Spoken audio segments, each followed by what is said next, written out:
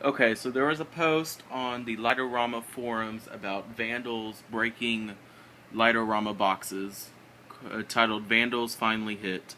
What they did is they broke two of the four of his boxes by just yanking on these cables that were simply plugged into these two ports up here for your data connect or for your serial connections that your controller receives its information from.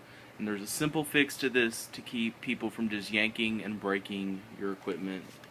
You just have to take the two cables, unscrew these right here, the four screws that lock down your controller board to the enclosure.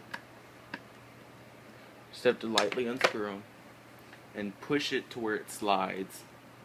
Alright, take up this much of the cabling and you run it under the black and white ones of this side.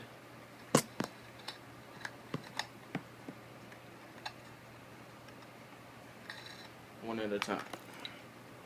And then you slide this cable in there, and you put it under the bolts, and you can take like a screwdriver like I have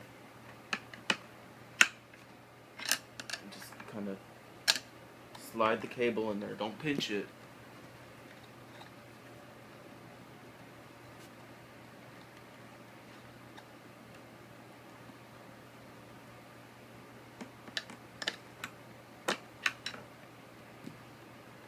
You just want to slide that cable in there.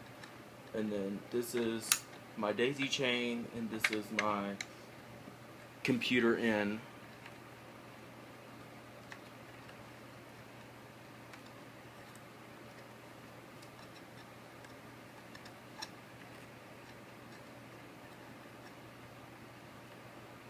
And you're gonna pull back the slack.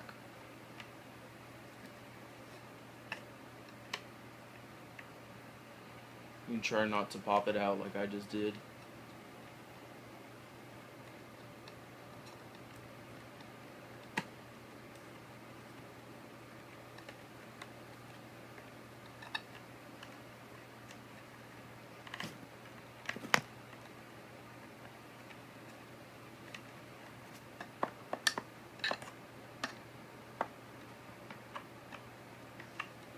You just want to get that in there so it's below, underneath those bolts, and in between the enclosure and the metal plate right here.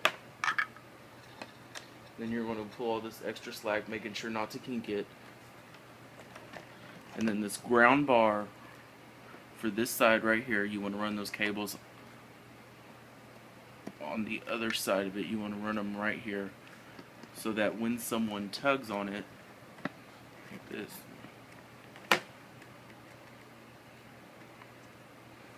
so that when someone yanks on them, it's not pulling your cords. You will slide that board all the way back over as far as it will go without pinching the cables.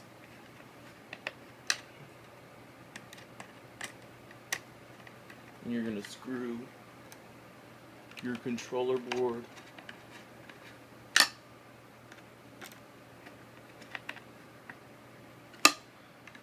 and now when anyone yanks on it, it's not ripping those out.